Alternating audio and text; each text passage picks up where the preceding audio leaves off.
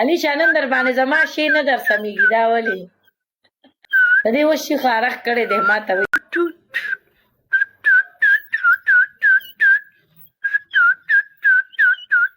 علي شانن در باندې زما شي نه در سمېږي دا ولې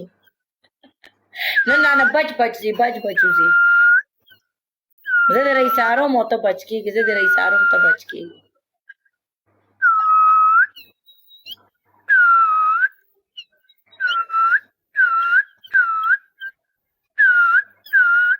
د دې اوس شي خارښ کړی دی ما ته وایي ومې کنځه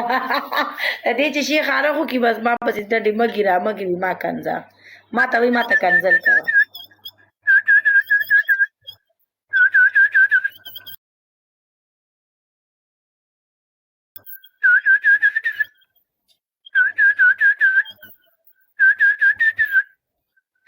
دا شی وغیم د شپېلو سره